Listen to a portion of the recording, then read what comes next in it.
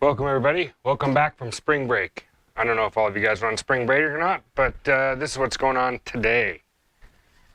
First things first. The car's a mess. I got some fittings and some hose, and yeah, I mean yeah. So, first things first. Like I said, this stuff. Hold on. This stuff is gonna all get lava lamp. Okay, I feel better. This stuff's gonna be. I gotta organize all this, put away, because I have brake lines here somewhere and some fittings. I need to do some stuff. So yeah, I'm gonna do this and then I'll get right back with you. And I promise this will be way more fun than the last ones, because I'm gonna be practicing my editing. And I don't know what's gonna happen. We'll see. See you in a second.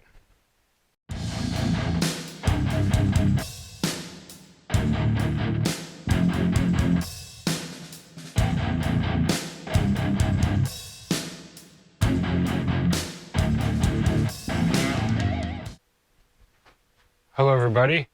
Hello class. Please be seated. Lava lamp, of course.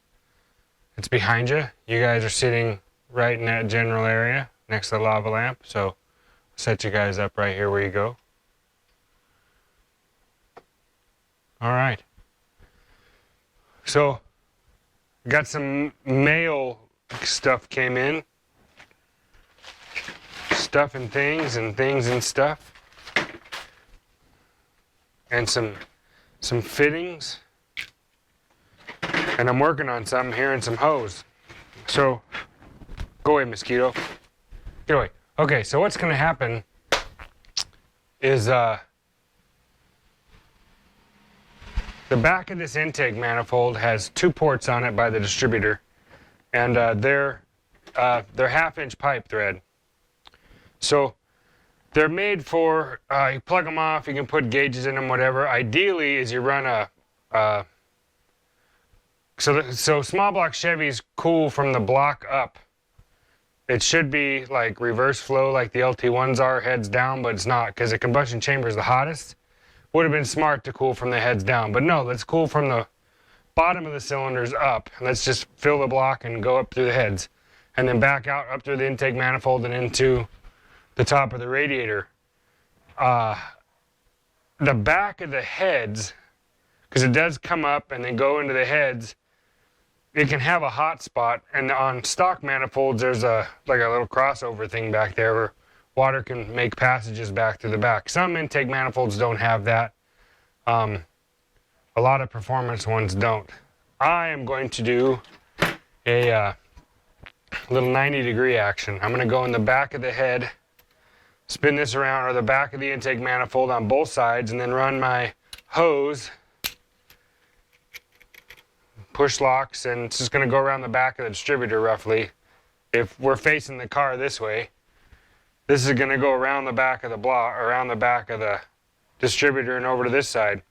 And I'm going to put the temp sensor, which I was going to stick, I was going to plug one side and stick the temp sensor on the other side, but I'd rather have the coolant for extra cooling. I'm going to stick it in the head on this side by the number 8 cylinder, which technically would be the hottest cylinder in the motor, I think. It's the farthest away from the circulating up front.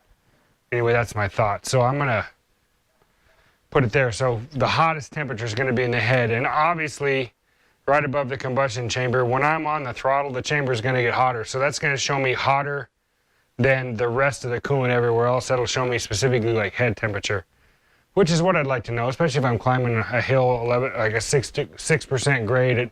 It's 11 miles up that hill roughly to my house. I'd like to have this thing not get super hot. I'd like to see it stay down. Oh, I don't know. If this thing will stay, below 200 or 210, I'd be all right with that. With the crappy fuels we have today, I don't mind a little bit of heat, especially when I'm not putting up a lot of boost and I won't be detonating. That's the main thing, is detonating and fuel and all that stuff. We can get that later. But we've got some mail to go through. Somewhere in here is my Leatherman. Let's go through this first. Ooh, I picked the saw. Ah, here we go. Ready? Right through that like nothing. This is from I-5 Chevys. This is the factory emergency brake cable, which coincidentally, I am working on the bracket that goes, the adjuster bracket that goes underneath. So this sits in the middle of the car. This cable makes a full loop. It goes from the passenger or driver side up through this bracket and clear over to the passenger side. So essentially, you're pulling on the center of the cable. When you pull the lever, it pulls on the center of the cable, and this is the center thing that's adjusted, so it pulls evenly on both sides. This is the factory cable. It has one in there now that goes in the 9-inch, and the cable is free. However, this little fitting right here is broken on my stock one, so the clip won't hold it, so I cut the cable. And now I've got to loosen this adjuster. I don't want to buy a new one, so I've been working the nut and hitting it with some penetrating oil. I'm not sponsored by them, so I'm not showing you who it is. But it has to do with, it rhymes with water displacement 40. That's what it rhymes with. Next, R&M Performance Products. What is this that I ordered? Ooh. R&M Performance Products, made in Taiwan. What do we got here? All right, what do we got here? We got, hold please. Oh yeah. This is my crankcase evacuation system. How about that? That'll be cool. What's this pipe here? Well, that's for a demonstration I was doing in an earlier part of this video that you're not going to watch. I'll put it in when we do the actual exhaust. Oh, Lucy, you got some splaining to do. That's what's going to happen. We're going to splain it. I'll explain it to you. Yeah, okay, so I got that. Yay me. More toys. What is this? Somebody named Zoe Zahoo. Merry Christmas to myself. Oh, I know what these are. Oh, yeah. Okay, so also on my pipesicles, on this car.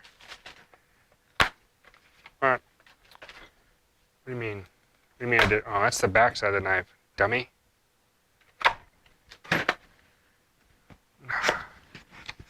These are 2.5-inch bandy clamps. So these are gonna go off my collector.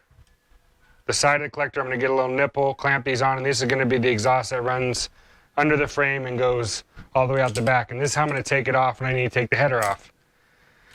So I got those. The clamps are stainless, and these are supposed to be mild steel, but they're not. Those look like stainless to me. Let's hold, please, hold.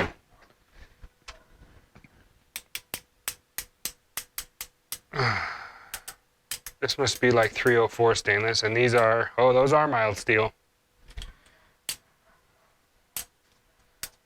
Because that's, so these were like 25 or 30 bucks for the pair. Perfect. It's got male, female, and the bandy clamps were awesome. Okay, so that's gonna be fun. What is this? My hands are dirty. Hold on, hold. This says awesome teas. Oh, I know what this is. If this is what I think it is, you're not gonna see this right now. Hold on. Quit looking, I won't show you.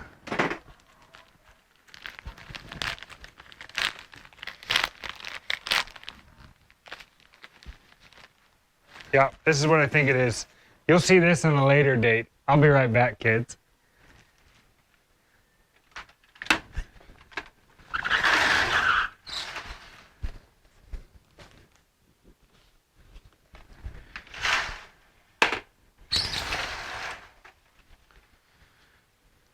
right, so we got some cool stuff to play with.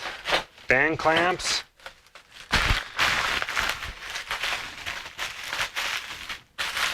I'm a band clamp. I'm a band geek.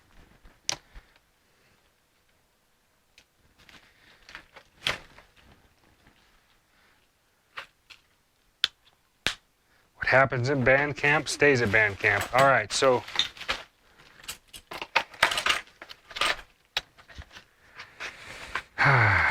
okay, got this, got this, got this, got this. Some fittings. Oil line, because we're doing that. I'm gonna bore in the back of the firewall. And I'm gonna put my temp gauge through, the oil gauge through. Get the cooling system buttoned up. Oh, I have another surprise for you. This will be great. Somebody I know is gonna be extremely excited about this. I have found some clamps I've never seen before. Yeah, this is, yes, this is my new upper radiator hose. It is 1 1/8 inches and 1 inch, and it fits perfectly. It's 15 inches long. I've never seen these clamps before. So they are like a band clamp, but they seal all the way around. Can you guys see that? They use a regular stainless hose clamp, but they are made for like not letting this hose clamp go crazy. They just go down and pinch and lock it in. One for each side. I'm pretty excited. And I wrote the part number 25302 in case anybody I know is interested or wants to burn the factory down, because this is Gates. Because somebody I know hates these. But I'm sorry, buddy, but I tried being really nice to the counter people. I tried everything. In fact, all 3 places I went to let me upstairs and go cruise around and look at hoses, and I bought a bunch of them. And none of them will do what I need this to do for the right angle with this radiator. I could have found bigger. The problem was my Walker radiator has a 1 inch neck, and I can't reduce it down enough to, and it's really thin copper. And so I can't, or brass or whatever. I couldn't get a thin enough reducer down to clamp it and trust it at the pressure I intend to run it at. Which that's another thing we'll get into, is why pressure is important in a cooling system. Anyway, that is going to happen. These are not going to leak. Those are not going to leak. What else? Boost gauge and hoses. That's going to go through the same hole in the firewall. Yeah, we got a bunch of stuff to do today. So I'm going to end this video right here because it's been dang near 20 minutes, but I'll reduce it down, don't worry. And then we'll get into the next episode. This is going to be a several part episode. But that's what's going to happen. That is happening. I'll see you guys in just a second.